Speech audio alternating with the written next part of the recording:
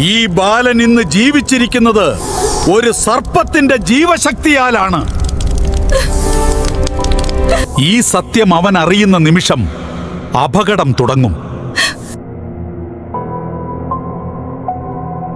ഈ സർപ്പശാപം എന്നത് നമ്മളെ വേട്ടയാടുകയാണെങ്കിൽ അത് ദിവസങ്ങളോളം ഒന്നും ആവില്ല അതിൻ്റെ വേട്ടയാടലുകൾ ഉണ്ടാകുന്നത്. സർപ്പശാപം എന്നത് തലമുറകളോളം നീണ്ടു നിൽക്കുന്ന ഒരു ശാപമാണ്. ഒരു മനുഷ്യന് പോലും ഒരാളോട് അത്രയ്ക്ക് പകയുണ്ടാവുകയില്ല. എന്നാൽ സർപ്പങ്ങളുടെ കാര്യത്തിൽ അതല്പം വ്യത്യസ്തമാണ്.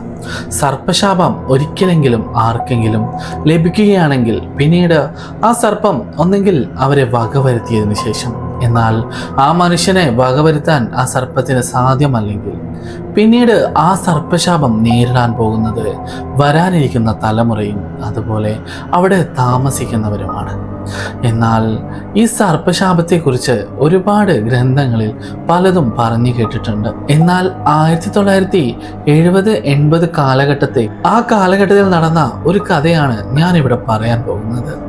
ആ കാലഘട്ടത്തിൽ വിശ്വസിച്ചിരുന്ന, ആ കാലഘട്ടത്തിൽ അനുഭവപ്പെട്ടിരുന്ന ഒരു കഥയാണെന്നാണ് എനിക്കിത് വായിച്ചതിനു ശേഷം മനസ്സിലായത്. ഞാൻ ആ ഒരു കഥ നിങ്ങൾക്ക് വ്യക്തമാക്കി തരാം. ഇതിൽ ചില മാറ്റങ്ങളൊക്കെ വരുത്തിയാണ് ഞാൻ നിങ്ങൾക്ക് മുന്നിൽ ഈ കഥ അവതരിപ്പിക്കാൻ പോകുന്നത്.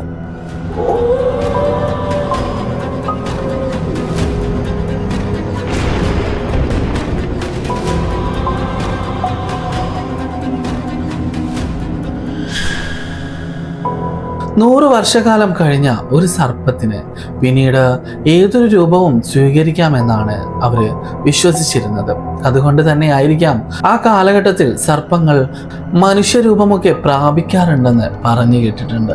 അതിന് കാരണം ഈ സർപ്പങ്ങൾ 100 വർഷക്കാലം ജീവിച്ചതിന് ശേഷം അവരുടെ വിഷം അവർ കൂട്ടിവെച്ച് അവർ ഒരു നാഗമാണിക്യമായി വെക്കും.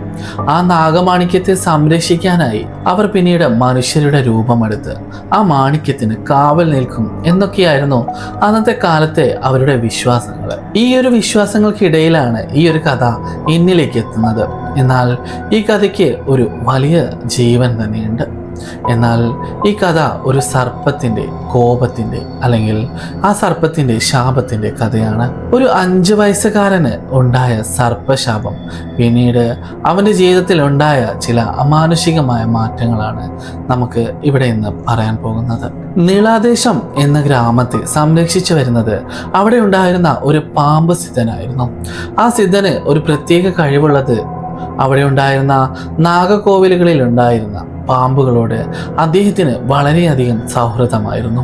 അദ്ദേഹം പാമ്പുകളെ തൻ്റെ മക്കളെ പോലെയായിരുന്നു നോക്കിക്കൊണ്ടിരുന്നത്. അദ്ദേഹം ജീവൻ അവസാനിപ്പിച്ചതും അതുപോലെ അദ്ദേഹം ജീവിച്ചിരുന്നതും പാമ്പുകൾക്ക് വേണ്ടി തന്നെയായിരുന്നു. താൻ ഭക്ഷണം കഴിച്ചില്ലെങ്കിൽ പോലും പാമ്പുകൾക്ക് അദ്ദേഹം ഭക്ഷണം കൊടുക്കുമായിരുന്നു. അങ്ങനെ സർപ്പങ്ങൾക്ക് വേണ്ടി മാത്രം ജീവിച്ചു വന്ന ഒരു സിദ്ധനായിരുന്നു അദ്ദേഹം. ആ സമയത്താണ് പെട്ടെന്ന് ആ ഭാഗത്തേക്ക് കുറച്ച് കുട്ടികൾ കളിക്കാനായി എത്തുന്നത്. അതിൽ മുഴുവൻ ആൺകുട്ടികളായിരുന്നു. പെട്ടെന്ന് ഈ സർപ്പസിദ്ധനെ കണ്ട സമയത്ത് അതിൽ ഒരു കുട്ടി ചോദിച്ചു, നിങ്ങൾക്ക് പാമ്പുകളെ കൂടെ നടക്കാൻ പേടിയില്ലേ? ഞങ്ങൾക്കൊക്കെ പാമ്പുകളെ വളരെയധികം പേടിയാണ്. നിങ്ങൾ എങ്ങനെയാണ് പാമ്പുകളുടെ കൂടെ ഇങ്ങനെ നടക്കുന്നത് എന്നൊക്കെ ആ കുഞ്ഞ് നിഷ്കളങ്കമായ രീതിയിൽ ആ ഒരു സിദ്ധനോട് ചോദിച്ചു. ആ സമയത്ത് ആ സിദ്ധൻ പറഞ്ഞു, പാമ്പുകൾ എനിക്ക് എൻ്റെ മക്കളെ പോലെയാണ്, അതുകൊണ്ട് എനിക്ക് ഇവരുടെ കൂടെ നടക്കാൻ ഒട്ടും തന്നെ പേടിയില്ല എന്ന് പറഞ്ഞു. കാർത്തിക് എന്നായിരുന്നു ആ കുഞ്ഞിൻ്റെ പേര്. ആ കുഞ്ഞ് വീണ്ടും വീണ്ടും ഒരുപാട് കാര്യങ്ങൾ അദ്ദേഹത്തോട് ചോദിക്കാൻ തുടങ്ങി. എന്നാൽ അവൻ്റെ നിഷ്കളങ്കമായ ചില ചോദ്യങ്ങൾക്ക് മുമ്പിൽ സിദ്ധന് ഒന്നും തന്നെ പറയാനുണ്ടായിരുന്നില്ല. അദ്ദേഹം അത് ചിരിച്ച് അവസാനിപ്പിക്കുകയായിരുന്നു ഉണ്ടായിരുന്നത്. അന്ന് രാത്രി ഈ സിദ്ധനെ കണ്ട കാര്യം കാർത്തിക് ചെന്ന് കാർത്തികിന്റെ അമ്മയോട് പറഞ്ഞു. എന്നാൽ 5 വയസ്സുകാരനായ കാർത്തിക് അമ്മയോട് പറഞ്ഞ ഈ കാര്യങ്ങളൊക്കെ കേട്ട് അമ്മ അല്പം നിശ്ചലമായി തന്നെയിരുന്നു. ആ സമയത്ത് കാർത്തിക് അമ്മയോട് പറഞ്ഞ ഒരു കാര്യം അമ്മയെ പോലും അത്ഭുതപ്പെടുത്തി.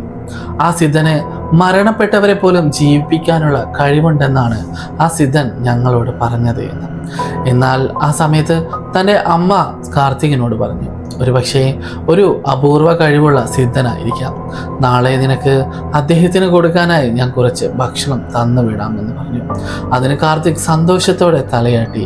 അടുത്ത ദിവസം രാവിലെ കാർത്തിക് ആ സിദ്ധനെ കാണാൻ പോകുന്ന സമയത്ത് ആ ഒരു ഭാഗത്താണ് കാർത്തിക്കും ഫ്രണ്ട്സും കളിക്കാറുള്ളത്. ആ കളിക്കാനായി പോകുന്ന സമയത്ത് തൻ്റെ അമ്മ ആ സിദ്ധന് വേണ്ടി 3 ഇഡലി അവന് നൽകി.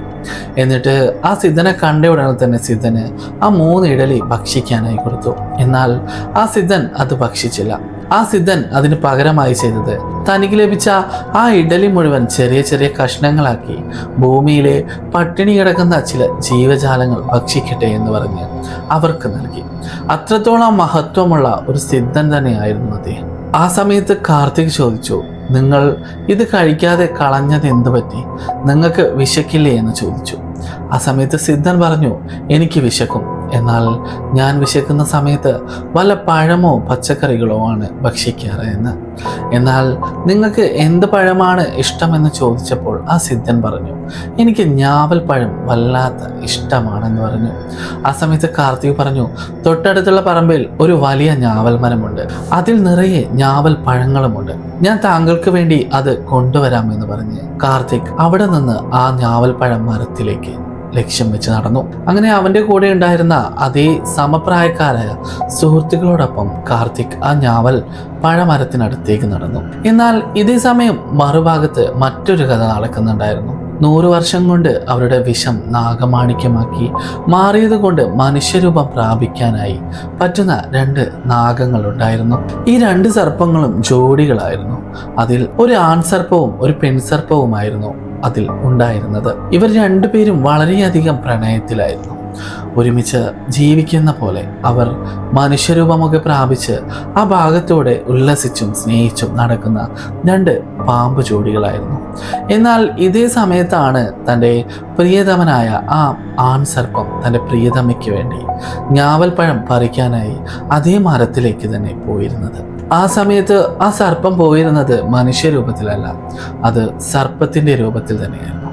എന്നാൽ ഞാവൽപ്പഴം പറിക്കാനായി വലിഞ്ഞു കയറിയ കുട്ടി ഈ സർപ്പത്തെ കണ്ട് പേടിച്ച് മരത്തിൽ നിന്നും കൈവിട്ട് താഴേക്ക് വീണ് ആ കുട്ടി അവിടെ ജീവൻ വെടിയുകയാണ്. എന്നാൽ ഉടനെ തന്നെ അതറിഞ്ഞ അവൻ്റെ അമ്മ അങ്ങോട്ടേക്കെത്തി തൻ്റെ ജീവനറ്റ് കിടക്കുന്ന തൻ്റെ കുഞ്ഞുമായി ആ സിദ്ധനരികിൽ ചെന്ന് ആ സിദ്ധനോട് കരഞ്ഞും കേണും പ്രാർത്ഥിച്ചും അപേക്ഷിച്ചു തൻ്റെ കുഞ്ഞിനെ പുനർജനിപ്പിക്കണമെന്ന്. എന്നാൽ അതിന് ആ സിദ്ധൻ തയ്യാറായില്ല. എന്നാൽ ആ സമയത്ത് കാർത്തികിന്റെ അമ്മ ആ സിദ്ധനെ മനസ്സറിഞ്ഞ് ശപിക്കാനായി ഒരുങ്ങുന്ന സമയത്താണ് ആ ഒരു സംഭവം അവിടെ നടക്കുന്നത്. ആ സമയത്ത് തന്നെ കണ്ട് മരണപ്പെട്ട ആ കുഞ്ഞിനെ കുറിച്ച് ഓർത്തിരിക്കുകയായിരുന്നു ആ സർപ്പം. തൻ്റെ പ്രിയതമയോട് പറഞ്ഞു ആ കുഞ്ഞിനെ എന്ത് പറ്റിയെന്ന് നോക്കി വരാമെന്ന് പറഞ്ഞ് ആ ഭാഗത്തേക്ക് പോകുന്ന സമയത്താണ് ആ സിദ്ധൻ ആ ഒരു സർപ്പത്തെ കാണുന്നത്. ഉടനെ തന്നെ ആ സർപ്പത്തെ കയ്യിലെടുത്തുകൊണ്ട് ആ സർപ്പത്തോട് ക്ഷമാപണം നടത്തി തനിക്കറിയാവുന്ന ചില മന്ത്രങ്ങൾ ഉപയോഗിച്ച് ആ സർപ്പത്തിൻ്റെ ആത്മാവിനെ അല്ലെങ്കിൽ ആ സർപ്പത്തിൻ്റെ ജീവൻ ആ മരണപ്പെട്ട് കിടക്കുന്ന കുഞ്ഞിനെ നൽകി. ആ കുഞ്ഞ് ഉയർത്തെഴുന്നേറ്റു. ഉടനെ തന്നെ ആ സർപ്പം മരണപ്പെടുകയും ചെയ്തു. എന്നാൽ ഈ സർപ്പം മരണപ്പെട്ടത് ഏറ്റവും കൂടുതൽ സങ്കടമുണ്ടായിരുന്നത് അതിൻ്റെ ഇണയായ പെൺപാമ്പിനായിരുന്നു. ഇത് അറിഞ്ഞ ഉടനെ തന്നെ ആ പെൺപാമ്പിന് മനസ്സിൽ അതീവ പക ഏറിക്കൊണ്ടിരുന്നു. തൻ്റെ പ്രിയതമൻ്റെ മരണത്തിന് കാരണക്കാരനായ ആ കുഞ്ഞിനെ വധിക്കണമെന്നായിരുന്നു പിന്നീട് ആ സർപ്പത്തിൻ്റെ ഒരേ ഒരു മനസ്സിലെ ശപഥം. അങ്ങനെ പലപ്പോഴായി ആ കുഞ്ഞിനെ വധിക്കാനായി അത് തയ്യാറായി കഴിഞ്ഞു. എന്നാൽ ആ സമയത്ത് സിദ്ധൻ കാർത്തികിൻ്റെ അമ്മയോട് പറഞ്ഞു, അല്പസമയത്തിന് ശേഷം നിങ്ങളുടെ മകൻ ഉറപ്പായും പുനർജനിക്കും. എന്നാൽ നിങ്ങൾ പാലിക്കേണ്ട 2 നിബന്ധനകളുണ്ട്. അതിൽ ഒന്ന്, നിങ്ങളുടെ മകൻ്റെ ജീവിതം ഇപ്പോൾ നിലനിൽക്കുന്നത് ഒരു പാമ്പിൻ്റെ ആത്മാവ് കൊണ്ടാണെന്ന് ഒരിക്കലും കാർത്തിക് അറിയാൻ പാടില്ല എന്ന്. എന്നാൽ അതിനേക്കാളും വളരെ പ്രധാനമായ മറ്റൊരു കാര്യമുണ്ട്. നിങ്ങൾ ഈ ഒരു ഗ്രാമത്തിൻ്റെ അതിർത്തി വിട്ട് മറ്റൊരു രാജ്യത്തിലേക്ക് പോകണം. കാർത്തികിന്റെ ആയുസ് അവസാനിക്കും വരെ നിങ്ങൾ അവിടെ നിന്നും ഈ ഒരു ഗ്രാമത്തിലേക്ക് വരരുത്. കാരണം കാർത്തികിന്റെ ഉള്ളിൽ കിടക്കുന്ന ജീവൻ ഒരു സർപ്പത്തിൻ്റെതാണ്. ആ സർപ്പത്തിന്റെ ഈണ ഒരു പക്ഷേ നിങ്ങളെ അല്ലെങ്കിൽ കാർത്തികിനെ മരണത്തിലേക്ക് നയിക്കുമെന്ന് പറഞ്ഞു. ആ ഒരു പെൺസർപ്പം തീർത്താ തീരാത്ത പകയുള്ള ഒരു പെൺസർപ്പമാണ്. അതുകൊണ്ട് ഉറപ്പായും ആ സർപ്പത്തിന് പക ഉണ്ടായിരിക്കുമെന്ന് ആ സിദ്ധൻ പറഞ്ഞു. എന്നിട്ട് അവിടെ നിന്നും പോവാനായി ആ കാർത്തികിൻ്റെ അമ്മയോട് പറഞ്ഞു. ഉടനെ തന്നെ കാർത്തികിൻ്റെ അമ്മ ആ രാജ്യം വിട്ട് തന്നെ കാർത്തികിനെ കൊണ്ടുപോയി. ആ സമയത്ത് ആ ഒരു സിദ്ധൻ ആ പാമ്പ് ഒരിക്കലും ആ ഗ്രാമത്തിൻ്റെ അതിർത്തി കടക്കാതിരിക്കാനായി ചില പ്രത്യേക മന്ത്രങ്ങളൊക്കെ ചൊല്ലി ഒരു മാന്ത്രിക വലയം തന്നെ ഗ്രാമം മുഴുവൻ അതിർത്തി വെച്ചിരുന്നു. പിന്നീട് ഒരുപാട് കാലം കാർത്തികിന്റെ അമ്മയ്ക്ക് കാർത്തിക് നാട്ടിലേക്ക് വരുമോ എന്ന ഒരു പേടി മാത്രമേ ഉണ്ടായിരുന്നുള്ളൂ. എന്നാൽ കാർത്തിക് വലിയ കുട്ടിയാകുന്നത് വരെ, അതുപോലെ കല്യാണം കഴിക്കുന്നത് വരെ കാർത്തികിനെ അമ്മ ഒരു കാരണവശാലും അമേരിക്കയിൽ നിന്ന് ഇങ്ങോട്ടേക്ക് ക്ഷണിച്ചിരുന്നില്ല. ആ സമയത്ത് അമേരിക്കയിൽ തന്നെ ഉണ്ടായിരുന്ന ഒരു പെൺകുട്ടിയെ കാർത്തികിനെ വിവാഹം ചെയ്ത് കൊടുക്കുകയും ചെയ്തു. എന്നാൽ കാർത്തിക് കല്യാണം കഴിച്ച ആ പെൺകുട്ടിക്ക് നമ്മുടെ ഇന്ത്യൻ കൾച്ചറിനോട് വല്ലാത്ത തരം ഇഷ്ടമായിരുന്നു. ആ സമയത്താണ് ഒരിക്കൽ കാർത്തികിനോട് ആ പെൺകുട്ടി പറയുന്നത്, നമുക്ക് ഗ്രാമത്തിലേക്ക് പോകാം, അവിടെയുള്ള കൾച്ചറാണ് എനിക്ക് ഏറ്റവും കൂടുതൽ ഇഷ്ടം. എന്നാൽ അമ്മയോട് പറഞ്ഞാൽ അമ്മ ഒരിക്കലും നാട്ടിലേക്ക് വരരുത് എന്നാണ് പറയുന്നത്. അത് എന്തുകൊണ്ടാണെന്ന് എനിക്ക് മനസ്സിലാവുന്നില്ല. എന്നാൽ അമ്മയോട് പറയാതെ നമുക്ക് ഒരു സർപ്രൈസായി ഇന്ത്യയിലേക്ക് പോകാമെന്ന് കരുതി അങ്ങോട്ടേക്ക് പോവുകയുണ്ടായി. എന്നാൽ അവരെത്തുന്ന സമയത്ത് കാർത്തികിൻ്റെ അമ്മ അവിടെ ഉണ്ടായിരുന്നില്ല. അവരുടെ മറ്റൊരു സ്ഥലത്തെ ഒരു എസ്റ്റേറ്റ് വിൽപ്പനയ്ക്ക് വേണ്ടി പോയതായിരുന്നു. അങ്ങനെ തിരിച്ചു വരുന്ന സമയത്ത് കാർത്തികിനെ കണ്ട അമ്മ വളരെയധികം പരിഭ്രാന്തിയായി. എന്നിട്ട് അവനോട് പറഞ്ഞു, നീ ഒരിക്കലും നാട്ടിലേക്ക് വരാൻ പാടുണ്ടായിരുന്നില്ല. ഉടനെ തന്നെ നിങ്ങൾ അമേരിക്കയിലേക്ക് മടങ്ങണം. നിങ്ങളെ കാണാൻ ആഗ്രഹമുണ്ടെങ്കിൽ ഞാൻ അങ്ങോട്ട് വന്ന് കാണാമെന്ന് പറഞ്ഞു. എന്നാൽ കാർത്തിക് അതിനൊന്നും സമ്മതിച്ചില്ല. എന്നാൽ അടുത്ത ദിവസം ആ വീട്ടിൽ കാർത്തികിൻ്റെ അമ്മയെ മരണപ്പെട്ട രീതിയിലാണ് കണ്ടെത്തിയത്. അതും ഒരു സർപ്പം ദംശിച്ചതാണെന്ന് എല്ലാവർക്കും മനസ്സിലായി.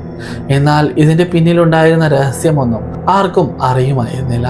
അങ്ങനെ അടുത്ത ദിവസം മുതൽ കാർത്തികിൻ്റെ ഭാര്യയിൽ ചില മാറ്റങ്ങൾ സംഭവിച്ചു കൊണ്ടിരുന്നു. കാർത്തികിൻ്റെ ഭാര്യ ഗായത്രി മറ്റൊരു സ്ത്രീയെ പോലെ പെരുമാറാൻ തുടങ്ങി. അപ്പോഴാണ് മറ്റൊരു കാര്യം മനസ്സിലായത്. ആ സ്ത്രീയുടെ ശരീരത്തിലേക്ക് കയറിയിരിക്കുന്നത് മരണപ്പെട്ടു പോയ സർപ്പത്തിൻ്റെ ആ ഇണയാണെന്ന്. അവർ രണ്ടുപേരും എപ്പോഴെങ്കിലും ഒന്നിക്കുകയാണെങ്കിൽ ഉറപ്പായും കാർത്തികിനെ വധിക്കാനായി ഒരു അവസരത്തിന് വേണ്ടിയായിരുന്നു ഒരു കൂട് വിട്ട് കൂടുമാറ്റം നടത്തിയിരുന്നത് എന്നാണ് ആ കഥയിൽ നിന്ന് മനസ്സിലാകുന്നത്. എന്നാൽ കാർത്തികിന് ഒരു അനിയനുണ്ട്. അദ്ദേഹം പഠിച്ചിരുന്നത് ചില ഗരുഡ ശാസ്ത്രമായിരുന്നു. അതിൽ പ്രധാനമായും പറയുന്നത് ചില നാഗബന്ധനങ്ങളെയും നാഗശക്തികളെയും കുറിച്ചാണ്. എന്നാൽ അതിൽ ഈ 100 വർഷം ജീവിച്ച നാഗങ്ങളെക്കുറിച്ചും പറയുന്നുണ്ട്.